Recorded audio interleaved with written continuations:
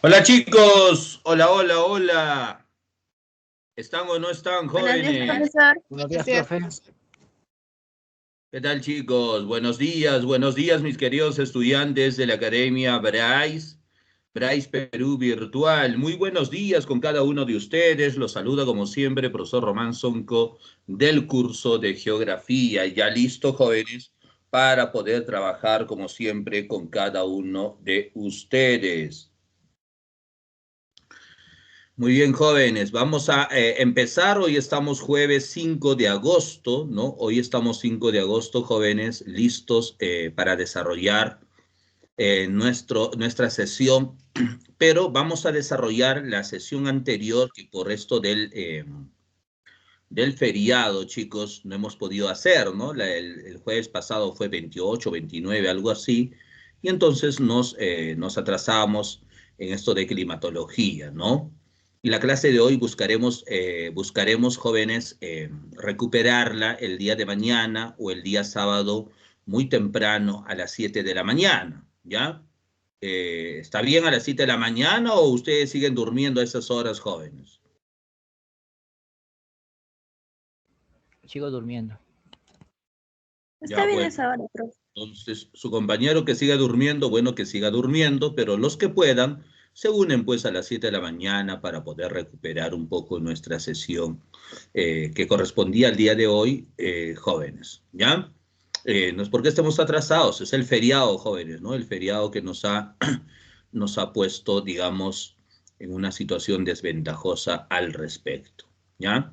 Así que el día de hoy vamos a terminar de trabajar climatología general. Espero que saquen a lucir todos sus conocimientos, jóvenes. Es un tema que está muy relacionado con la física, con la química, con los fundamentos de ello.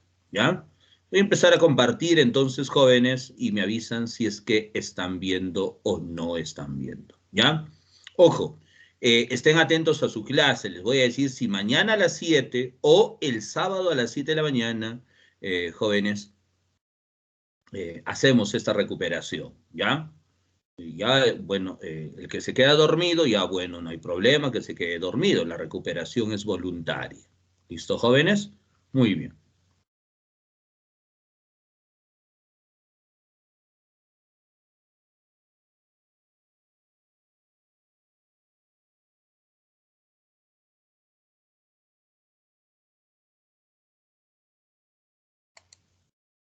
¿Se ve, chicos?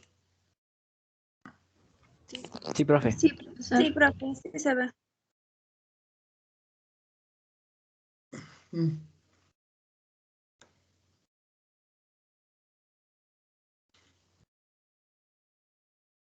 Bien, jóvenes, entonces lo que tenemos acá es climatología general, el curso de geografía, profesor Román Sonco, como siempre, listos ya para trabajar. Y recuerden que en una sesión anterior habíamos empezado a hablar ya de esto, ¿no? No sé si recuerdan las diferencias conceptuales entre el clima y el tiempo. Recuerden, chicos, ¿quién estudiaba al tiempo? La meteorología. Excelente, la meteorología. Muy bien, es una respuesta correcta, respuesta Bryce. Y en la climatología, evidentemente, al clima, y les hacía esta diferencia, ¿no? Para que ustedes entiendan entre el clima de Arequipa y el tiempo de Arequipa, ¿no? Yo creo que con eso quedaba claro. Luego también, jóvenes, les expliqué acerca de los factores. Había factores cósmicos, ¿no? Que eran 5 factores cósmicos. Les llamé también factores exteriores porque actuaban desde el exterior justamente de la Tierra. La más importante era la energía o la radiación solar. No sé si recuerdan, chicos, ¿no? Y, y también habían factores geográficos o internos porque actuaban desde el interior de la Tierra, alterando, modificando las condiciones climáticas propias de un lugar, ¿no? Y hablamos ahí desde la latitud hasta los grandes bosques o la vegetación. ¿Listo, jóvenes? ¿Recuerdan, no? Hasta ahí trabajamos en una sesión, ¿o no recuerdan, chicos? Sí, profe. Sí, profe. Sí, profe. Excelente, muy bien. Ahora, jóvenes, vamos a hablar acerca de los elementos climáticos, ¿ya? Acerca de los elementos climáticos. Y estos elementos climáticos, estimados jóvenes, están divididos en dos grupos. Hay elementos geodinámicos y elementos acuosos. Se dice geodinámicos aquellos que cambian constantemente, permanentemente, de acuerdo al lugar y de acuerdo al momento. Y elementos acuosos son aquellos que tienen que ver con el estado del agua. Los geodinámicos son tres, los que ven ahí jóvenes, y los acuosos también son otros tres. En total, entonces, hablamos de 6 elementos climáticos importantes que nosotros tendríamos que saber, conocer y estudiar. Ahora, cada elemento tiene un instrumento con el cual se registra, ¿ya? No solamente se registra su cantidad, sino también se registra su variación. Todo lo que termina en metro registra una cantidad y lo que termina en grafo una variación de dicha cantidad. Pero también cada elemento, jóvenes, tiene una isolínea. La isolínea es aquella línea que une puntos de iguales características. Y cada uno de estos elementos tiene justamente una isolínea, como lo vamos a ir viendo, profesor, a continuación. En el caso de la temperatura, está de más decir que el termómetro o el termógrafo son los instrumentos y la isoterma viene a ser la isolínea. ¿Ya? La isoterma es la isolínea. Ahora, la presión atmosférica. Utilizamos el barómetro, ¿cierto?, para registrar su cantidad y el barógrafo para la variación de ello. Y la isolínea sería la isóbara, ¿ya? La isóbara, que sería la isolínea, repito, para la presión. En el caso de los vientos, como siempre les he dicho, nos importa dos cosas. Nos importa la dirección y nos importa la velocidad, ¿no? Dirección y velocidad. La dirección del viento se registra con la veleta o el anemoscopio y nos sirve para saber sobre todo hacia dónde va el viento. En el caso de los vientos no nos importa de dónde viene, bien, profesor, nos importa hacia dónde va. La veleta o el anemoscopio nos va a permitir ello.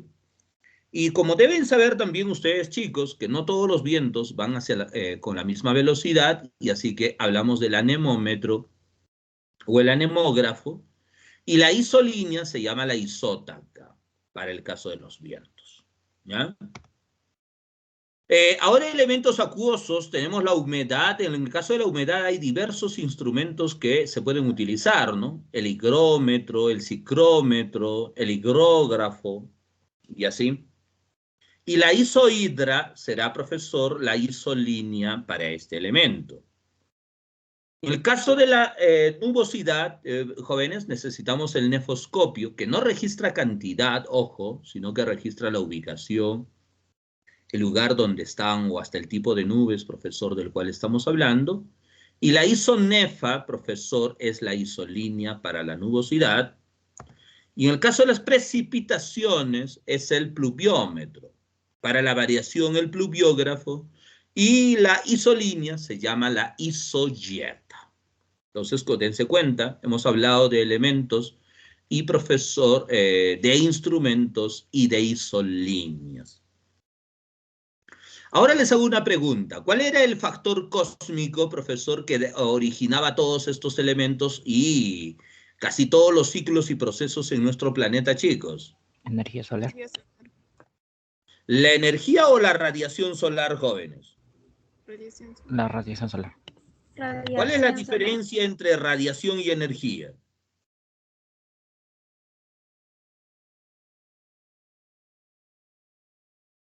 Radiación te podría decir como rayos solares y la energía, pues, lo que genera. Ya, más o menos.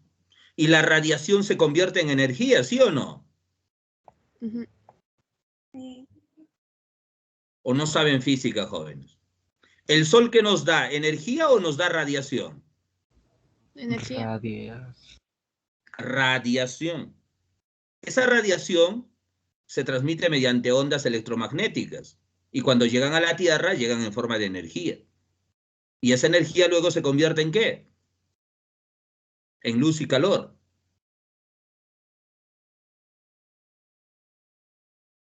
Se nota que van excelentemente con la física, ¿no? La radiación solar, para la radiación también solar, jóvenes, existen diversos instrumentos, el heliógrafo, el pirheliógrafo, pero el más famoso de ellos es el piranómetro, ¿ya? Repito, es para la radiación. Energía es otra cosa, ¿no? ¿La energía en qué lo miden, jóvenes? Jules. En joules, ¿cierto? Acá este es el instrumento, jóvenes, se llama así el piranómetro. Y la isolínea para la radiación va a ser la isohelia, ¿ya? La isohelia es para la radiación. Muy bien, este cuadro, esta diapositiva, este resumen que les he puesto, jóvenes, es el resumen de todos los elementos climáticos, y ustedes me lo tienen que saber dominar mejor que el Padre Nuestro, jóvenes, ¿ya? Mejor que el Padre Nuestro. Así que díganme, ¿cuánto tiempo necesitan para aprender esto, chicos?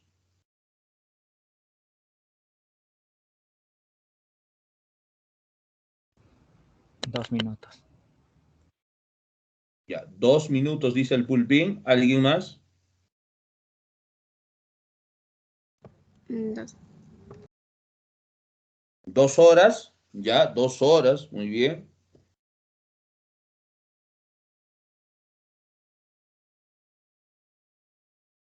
Bien, chicos, yo les voy a dar, yo sé que me están mintiendo cuando dicen 2 minutos y cosas así. Yo les voy a dar entre 24 y 48 horas, ¿ya? Si recuperamos mañana nuestras clases, ahí les evalúo esto. Y si recuperamos el sábado, ahí también les evalúo esto. ¿Queda claro, jóvenes? Sí. Sí, profe. Sí, profe. Ok, entonces tienen una tareita, por favor, ¿ya? Tienen una tareita, espero que lo hagan bien, que aprendan bien. Perfecto, sigamos. Ahora vamos a hablar del ciclo del agua, porque se dan cuenta que la radiación, profesor decía, que es el generador de todos los procesos, de todos los ciclos que se dan en nuestro planeta. Así que hablamos también del ciclo del agua. Y este ciclo del agua, jóvenes, en el ciclo del agua, ¿por qué hablamos del ciclo del agua? Porque ahí intervienen diversos elementos del clima, ¿no? Primero tenemos que tener el solcito, y hemos dicho que el solcito nos va a dar radiación. Esta va a llegar, profesor, a la Tierra en forma de energía, luego en luz y calor. Y, profesor, va a calentar la superficie, esta franja de color café que he puesto en la parte inferior. Entonces, esa es la superficie, y a ese calentamiento de la superficie, jóvenes, vamos a llamar así irradiación. No es igual radiación que irradiación y que energía, hay que tener los conceptos claros, ¿ya? Y jóvenes, y la irradiación va a activar el primer elemento climático, que vendría a ser la temperatura, la T, miren, en este hexágono, ese es el primero, la temperatura. Pero no solamente se calienta la superficie, sino todo lo que en ella haya. Por ejemplo, tengo ahí mi lago, ven ahí magistralmente he dibujado mi lago. Entonces las aguas también de mi lago se van a calentar. ¿Qué se calienta primero, jóvenes? ¿El agua o la superficie? La La superficie. superficie. Siempre primero la superficie, ¿no? Ahí hay un dato ahí, no sé si el profesor de física les ha dicho, pero las superficies, jóvenes, se calientan y se enfrían 2 veces más rápido que las aguas, que las superficies acuáticas, ¿no? Entonces, se va a calentar primero la superficie y luego también las aguas de mi lago, y entonces el profesor va a empezar con elevadas temperaturas, va a empezar un proceso de evaporación, donde el agüita va a pasar de estado líquido a estado Gaseoso. Gaseoso. a estado gaseoso. Muy bien. Cuando el agua esté en estado gaseoso, nosotros le llamaremos vapor de agua. En términos climáticos, eso será la humedad, que ven ahí en el hexágono la H, esa es la humedad. Humedad, profesor, que va ascendiendo hasta que encuentre lugares fríos, de bajas temperaturas. ¿Y qué va a pasar con esa humedad? se va a condensar. La condensación, profesor, de ella, profesor, ¿a qué me va a dar origen? A la formación de nubes. Y a eso entonces, ¿qué le llamaremos? Ahí está la N en el hexágono, la nubosidad. Como ustedes bien saben, jóvenes, que no todas las nubes son iguales, ¿no? Entonces, dependiendo del tipo de nubes, profesor, estas que me van a generar precipitaciones. Ahí está la P en el hexágono. Precipitaciones que caerán a la superficie, donde está este hombrecito, mira, ¿no? Con su camisa blanca, su corbata verde, ¿no? Caerán a la superficie, el agüita se desplazará por la superficie, eso se llama escorrentía, y llegará al lago. ¿Qué hemos completado en este proceso, jóvenes? El ciclo del agua. El ciclo del agua, excelente. Yo pregunto entonces, ¿cuántos elementos intervienen en el ciclo del agua? 4. 4, dice la pulpina, excelente, es una respuesta correcta, respuesta 100% Bryce, ¿ya? Respuesta correcta, repito, respuesta Bryce. Muy bien, se dan cuenta, entonces 4 de un total de 6, profesor, elementos intervienen en el ciclo del agua. Ahora vamos a explicar un poco más de cada uno de ellos, ¿no? La radiación ya lo hemos explicado, ya te he dicho ya que llega a la Tierra mediante ondas electromagnéticas, calienta la superficie, eso se llama irradiación, y la irradiación activa la temperatura. Yo les pregunto, chicos, ¿cómo definen ustedes la temperatura? ¿Qué es temperatura para ustedes?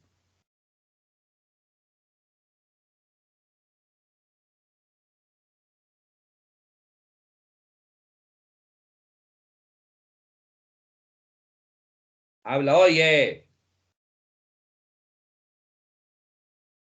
El grado de agitación molecular. El grado de agitación molecular, esa es una definición desde la física, por ejemplo, que es válido, perfecto, es válido. ¿Qué más?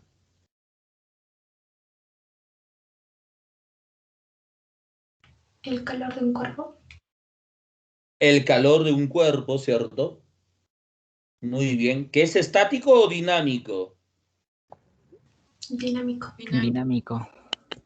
Siempre dinámico, ¿no? Si fuese estático, ¿qué pasaría, chicos? No habría variación. No podría haber nada.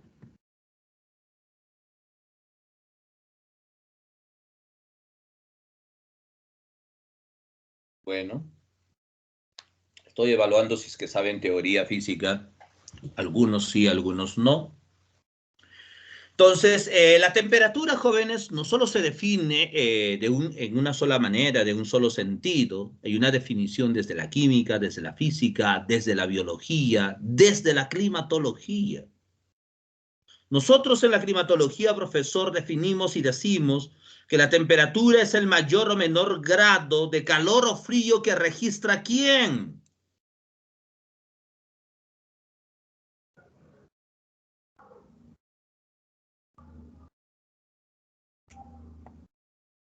La atmósfera. La atmósfera. No se olvide. Es el mayor o menor grado de calor o frío que registra, profesor, la atmósfera en un lugar y momento determinado. ¿Por qué, profesor? Porque la temperatura es un elemento geodinámico, por lo tanto varía, profesor. ¿No quiere decir si estoy en mi casa, profesor, mi casa tiene una sola temperatura? No, estoy seguro que no. Si tú registras la temperatura en la cocina y en el patio es diferente. Del patio al dormitorio es diferente. Del dormitorio a la calle, profesor, es diferente. Entonces va cambiando constantemente la temperatura. Por eso es un elemento geodinámico, jóvenes. Por eso se dice que es en un lugar y momento determinado. ¿Entendido, chicos? Y después las definiciones que me han dicho es válido. El grado de agitación molecular, eso es excelente, ¿no? Es una definición desde la física. El traspaso de calor de un cuerpo a otro, siempre de más a menos, ¿no? También es correcta la definición. ¿Cuáles son las escalas termográficas que ustedes conocen, jóvenes? Celsius, Fahrenheit, Kelvin, Kelvin. Excelente, muy bien. De esas escalas, dos son ambientales, que son Celsius y Fahrenheit, ¿no? Fahrenheit en países de habla inglesa y Celsius en países de habla hispana, y los demás son termómetros de laboratorio de altísima precisión, ¿no? En resumen, podemos decir que la temperatura puede ser mayor o menor. Si hay una mayor temperatura, en el ciclo del agua, ¿qué produce? Produce la evaporación. Si hay una menor temperatura, ¿qué produce? Produce una condensación o una solidificación también, como lo vamos a ver más adelante. ¿Ya? Ahora, hablemos entonces de una mayor temperatura. Se evapora, como hemos dicho, las aguas de mi lago van a pasar de estado líquido a gaseoso, se llama vapor de agua y eso es humedad. Yo les pregunto, ¿qué es la humedad entonces, chicos?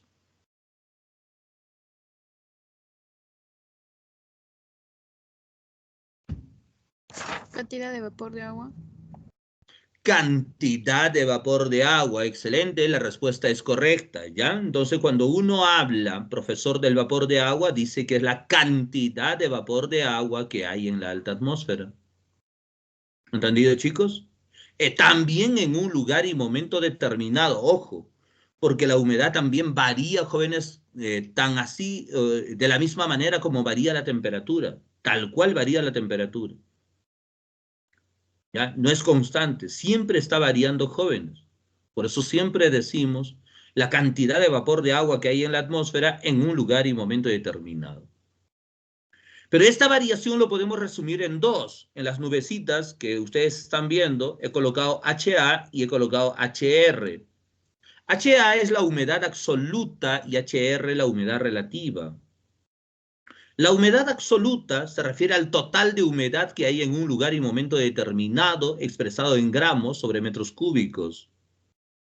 Entonces, el ejemplo que yo siempre utilizo es que yo vivo en Bustamante. En Bustamante puedo decir, en el distrito de José Luis Bustamante y Rivero hay 2.000 gramos por metro cúbico de humedad. Eso, jóvenes, es humedad absoluta en un lugar y momento determinado. Significa que todo el año, los 365 días del año, ¿existe 2.000 gramos por metro cúbico de humedad en Bustamante? No, mi querido Pulpín, de ninguna manera. ¿Ya? Y de esta humedad absoluta sacamos una humedad relativa que es expresado en porcentajes respecto a un total. Entonces yo digo, si en Bustamante había 2.000 gramos por metro cúbico de humedad, yo digo, oiga, en 3 de octubre está el 20% de dicha humedad. En Simón Bolívar el 40% de esa humedad. En 13 de enero el 25% de esa humedad. ¿Ves? Todo aquello que yo exprese en un porcentaje, profesor, es humedad relativa basado en un total. ¿Listo, chicos? Muy bien. ¿Me están entendiendo hasta ahí o no entienden nada como siempre, chicos? Sí, profe. Sí, se entiende. Ok. Ahora mira, este vapor de agua asciende al impulso de la irradiación. Ojo, al impulso de la irradiación. ¿Ya? Y al ascender al impulso de la irradiación, ustedes saben que la temperatura, profesor, va a ir disminuyendo y entonces, ¿qué va a pasar con este vapor de agua? Se va a condensar. Si se condensa, profesor, se forman las nubes y a eso nosotros llamamos nubosidad. ¿Qué sería la nubosidad entonces, chicos? Vapor de agua condensado. Muy bien. La condensación de la humedad atmosférica o del vapor de agua. Excelente. Pregunto, chicos, ¿todas las nubes serán iguales? No. No. De ninguna manera. La respuesta es un rotundo no, ¿cierto? Perfecto. Hasta ahí vamos bien. Y les voy a mostrar esta diapositiva para que ustedes vean, donde vean justamente los tipos de nubes. Las nubes se clasifican de acuerdo a su altitud, de acuerdo a su forma, de acuerdo a su ubicación y otros criterios más, siendo la altitud y la forma los criterios más importantes. No sé si ustedes saben algo de inglés, pero al lado izquierdo dice low, que es baja, med, que son medias, y high, que son altas. Entonces, según la altitud, el lugar donde se van a condensar, profesor, hay nubes bajas, medias y altas. entre 2.000 y 3.000 las bajas, de unos 5.000 a 6.000 las medias, de unas 10.000 a 12.000 metros las altas. ¿Ya? Luego, profesor, según su forma, existen nubes nimbos, ¿ya? Nubes nimbos, que no tienen forma alguna, ¿ya? Son amorfas, si desean así. Las nubes cúmulos, que ven ahí, mira, que tienen base plana y terminan en punta, en vértice, casi triangulares. Nubes estratos, que ven acá, estratos, mira, dense cuenta que son capitas laminadas, unas encima de otras. Y nubes cirros, arriba, muy delgaditas, casi, profesor, transparentes. Parecen copos de nieve, las nubes cirros, son las más altas. Según su forma, son, repito, nimbos, cúmulos, estratos y cirros. Ahora nos preguntamos, ¿la nube, profesor, puede permanecer siempre en el mismo lugar? No, mi querido Pulpín. Profesor, la fuerza del viento va a hacer que estas nubes se desplacen a distintos lugares y se encuentren con otros tipos de nubes, y al encontrarse pueden generar fusión. Esa fusión, profesor, va a depender básicamente del tipo de energía o de carga eléctrica, perdón, no de energía, de carga eléctrica que tengan las nubes. Me preguntaban temprano, me decía, profe, ¿las nubes tienen carga eléctrica? Y yo les decía, sí. Y yo les preguntaba, ¿y saben, chicos, de dónde viene esa carga eléctrica? Y es la pregunta también para ustedes. ¿Saben de dónde viene la carga eléctrica de una nube, jóvenes?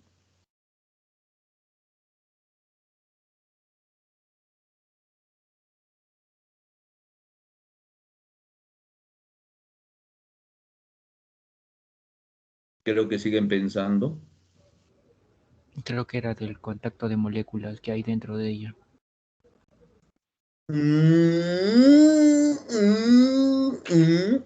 No me convence.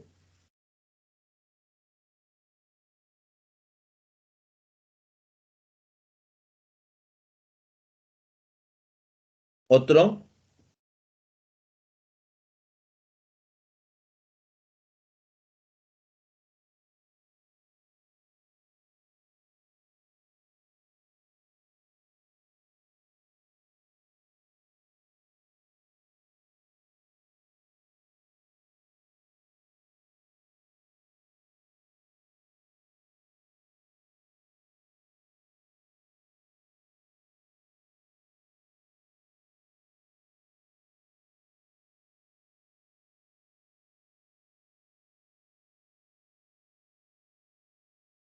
¿Nadie más tiene idea, jóvenes? ¿Y son grandes conocedores de la física?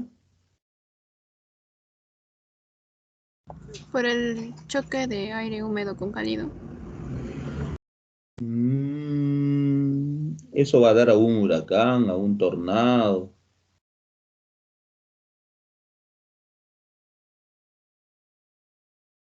¿Cuál era el factor cósmico más importante, chicos?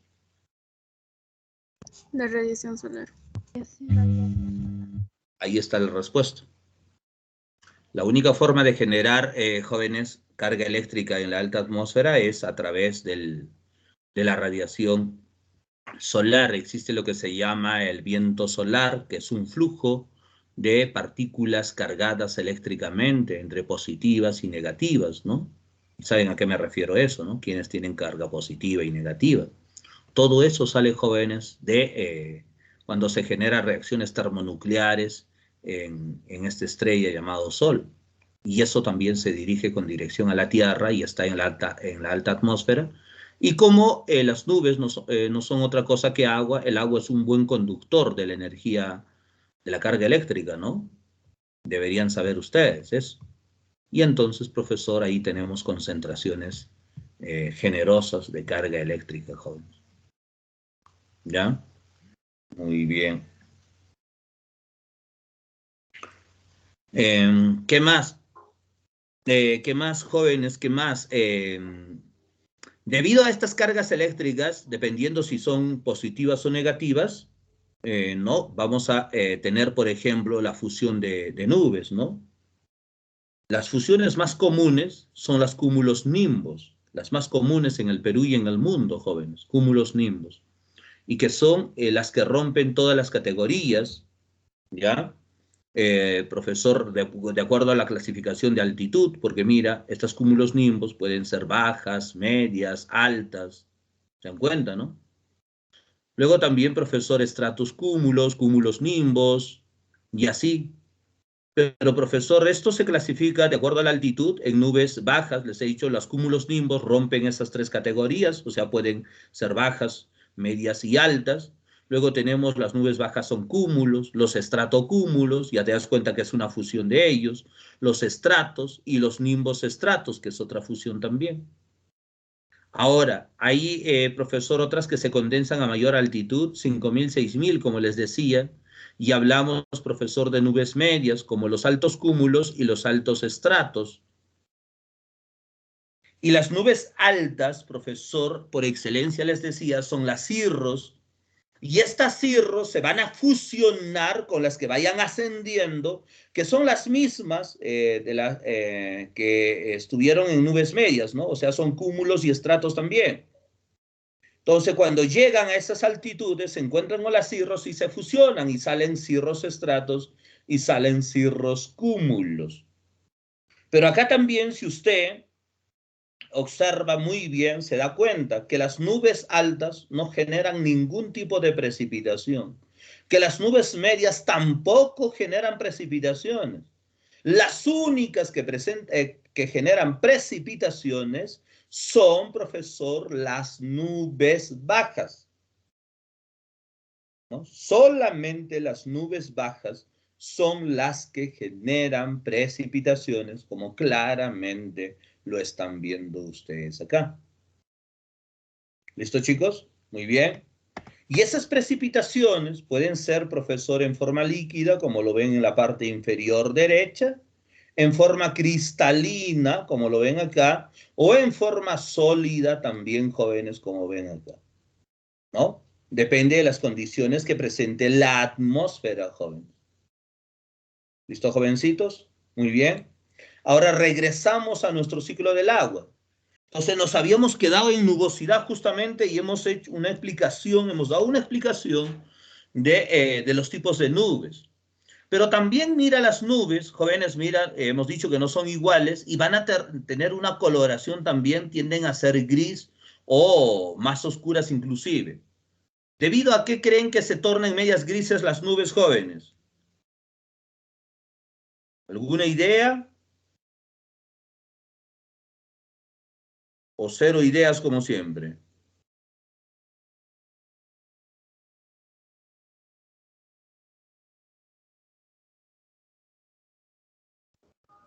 Al juntarse nube tras nube.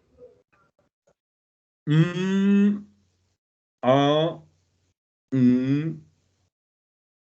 no me convence, joven. Cantidad de precipitación. No me convence. Es por la carga eléctrica, jóvenes. Las nubes tienden, profesor, a variar su coloración, es por la concentración de la carga eléctrica. Cuanto más oscura sea una nube, significa que tiene mayor carga eléctrica. Y esa carga eléctrica, ¿qué busca, jóvenes? ¿Qué busca hacer? Busca hacer una descarga, pues. Y para generar una descarga, profesor, ¿hacia dónde se dirige, profesor, esta descarga?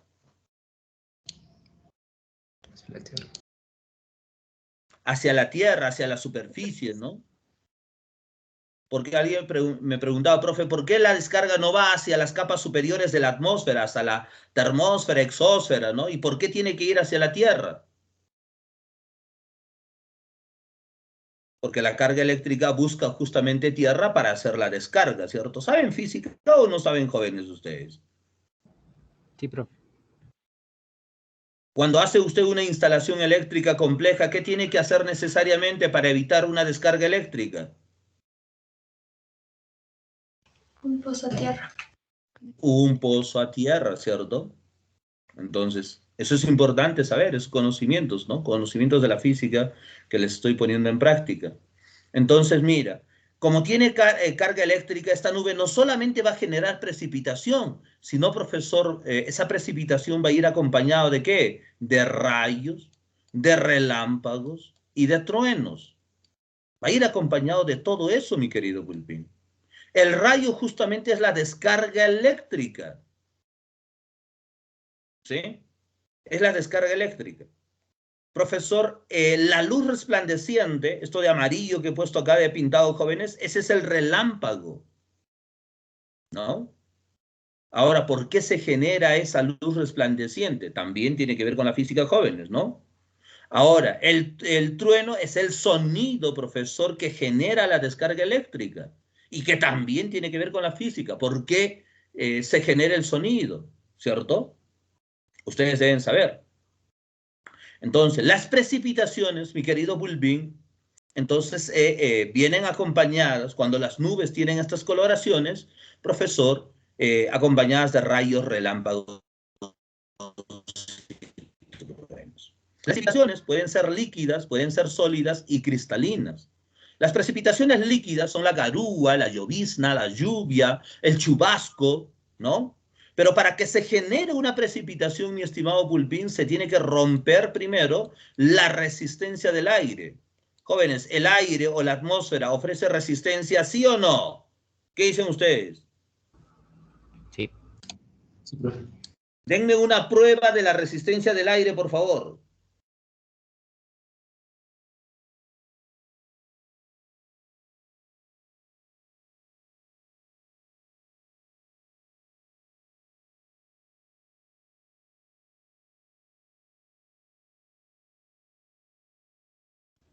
Al momento de hacer soltar una hoja bond, se puede ver cómo se despliega para varios lugares.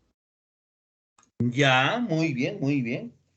Al soltar un objeto, profesor, ¿no? Se cae como en vaivén, por ejemplo, cuando se hace una hoja, ¿no? Ahí está, la resistencia del aire, ¿no? Entonces, yo entiendo que ustedes nunca se han lanzado de un parapente, de un paracaídas, nunca, ¿no? Su vida es muy aburrida, jóvenes. Pero si algún día lo hacen, ahí está la evidencia, profesor, de la resistencia del aire, ¿no? El paracaídas funciona justamente con la resistencia del aire. Ahorita acá acaba de pasar una mosca por donde estoy dictando las clases, jóvenes. Esa mosca está volando gracias a ¿qué? La resistencia del aire. Resistencia del aire, ¿no? Los aviones, profesor, utilizan la resistencia del aire, solo que por el peso, necesariamente la gravedad, profesor, los tendría que atraer. Por eso utilizan, profesor, ¿qué cosa? Ayudas, pues, ¿no?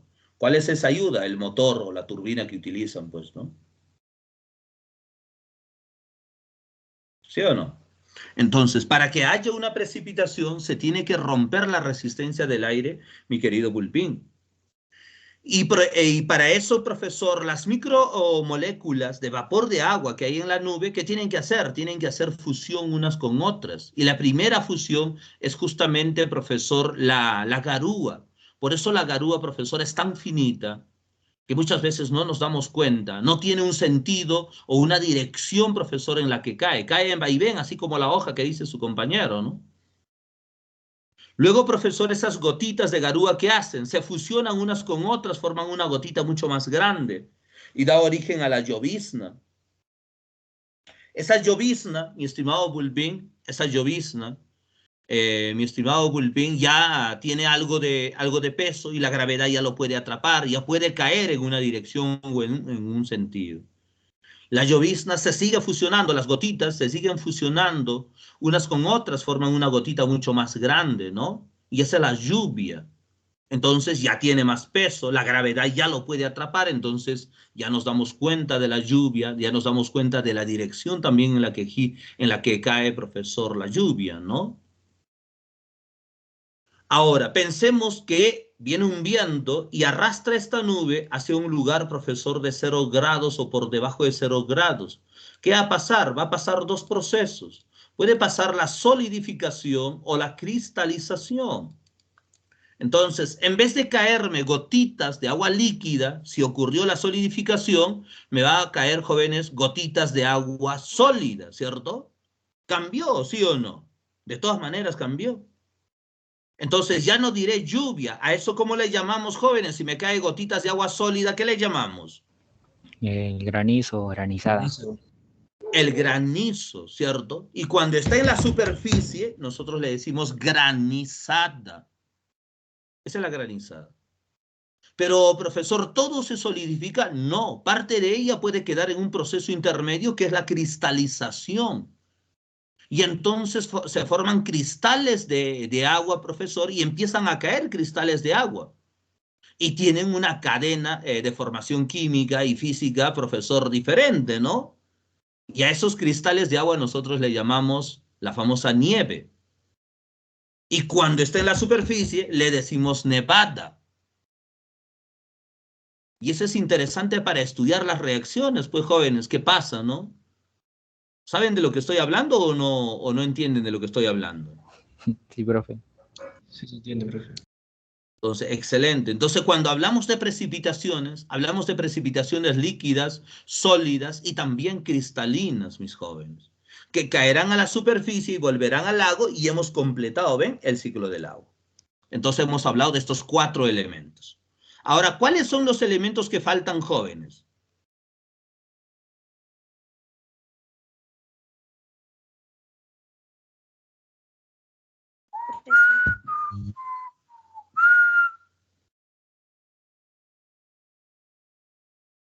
¿Cuáles son los elementos que faltan?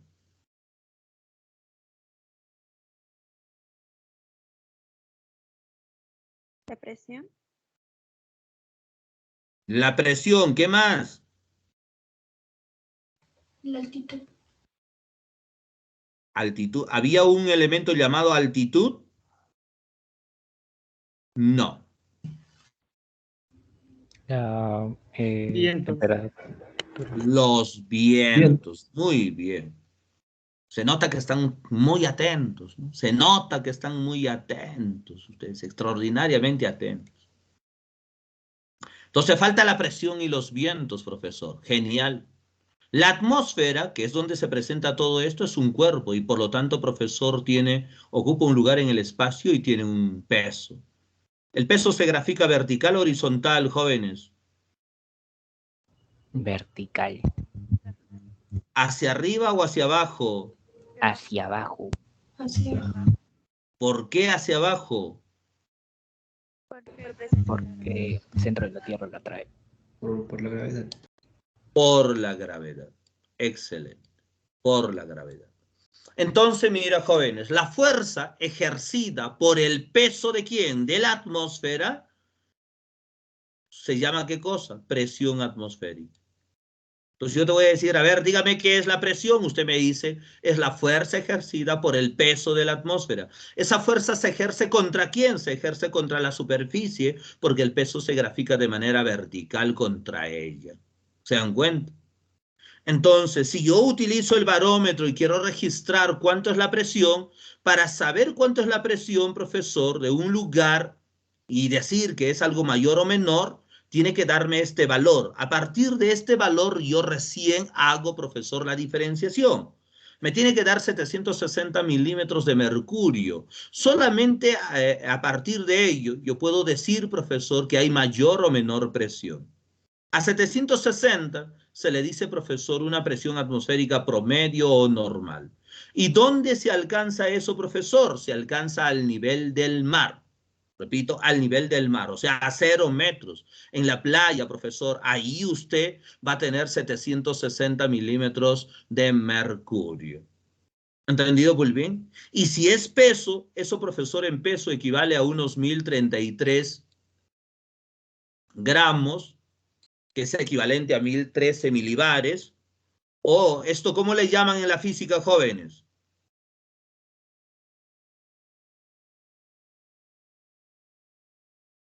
Una atmósfera, pues jóvenes, se nota que saben física, ¿no? Extraordinario, ¿no? Muy bien, chicos, extraordinario. Entonces, ese es el peso. Entonces, si usted va a la playa, profesor, lo que va a soportar sobre sus hombros es 1033 gramos por unidad de superficie. Esa es la presión atmosférica. ¿ya? Que en realidad esto es por unidad de superficie. En realidad, si lo vemos en total, en bruto, pesaría mucho más, joven. Estamos hablando de toneladas. Solamente que distribuidos entre toda la superficie, jóvenes, es menor. Y encima, al ser vertical, profesor, al graficarlo de manera vertical, el factor condicionante para que varíe esta presión va a ser la altitud. Dense cuenta, al lado derecho, ahí está mi cordillera de los Andes, y la cima de la cordillera es pues mayor altitud y menor altitud.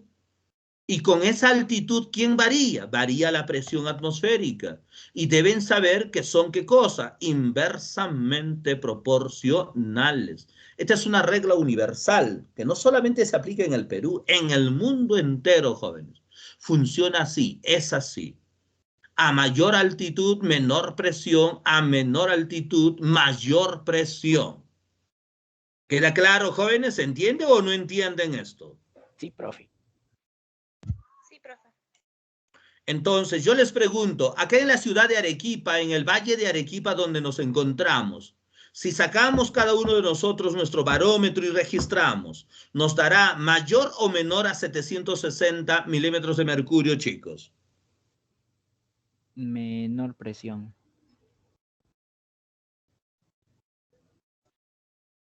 ¿Están de acuerdo, jóvenes, que va a ser menor presión? Sí. ¿Y por qué va a ser menor presión? Porque acá en Arequipa estamos a mayor altura que en el mar. ¿A mayor qué? ¿A mayor qué? Menor presión. Ya hay menor presión. ¿Debido a qué? ¿Porque hay qué cosa? ¿Mayor qué me han dicho? Mayor altura. Mayor altitud. Ya, ¿mayor altura o mayor altitud? Altitud. altitud. Altitud. Ya, le voy a jalar las orejas. ¿Cómo me van a decir, pues, mayor altura? ¿Qué es eso, jóvenes? ¿Qué es eso? O sea, ¿que altura y altitud es lo mismo? No, ¿no? No.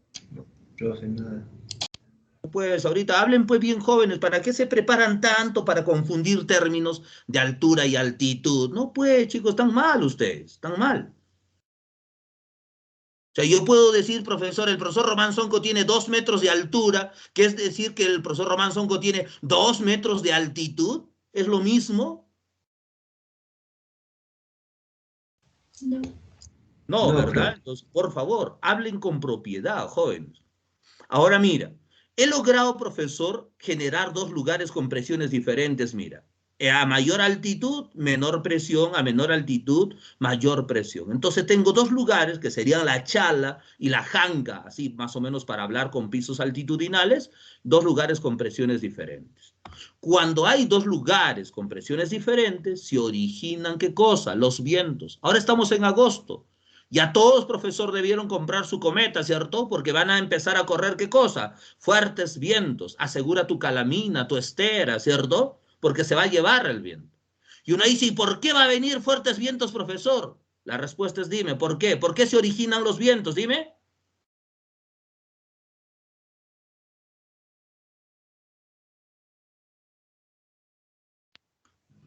Dios, ¿por diferencia de qué? De presiones.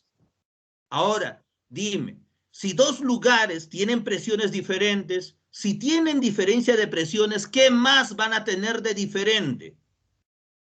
Altitudes. Altitud. A las altitudes, ¿qué más? Temperatura. Ya está. Si no hay temperatura, ¿qué más va a ser diferente? Si hay diferencia de presión, diferencia de temperatura, ¿qué más también tiene que haber por lógica? Física, jóvenes, física. ¿Qué saben de física? ¿Solo resolver ejercicios?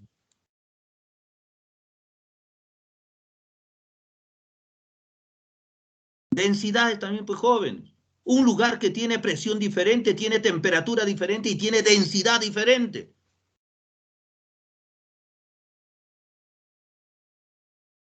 Vayan a estudiar, por favor, vayan a estudiar. Pues que el profesor de geografía les esté llamando la atención con conocimientos de física y ustedes son de ciencias todavía. Entonces, esta diferencia de presiones, temperaturas o densidades va a generar que el viento, profesor, ascienda o descienda, porque esas condiciones van a cambiar, y entonces a eso se llame vientos convectivos. Y hay otros, profesor, vientos que se van a desplazar de manera horizontal y paralela a la superficie, a eso se llaman vientos advectivos, así se llaman, ¿ya?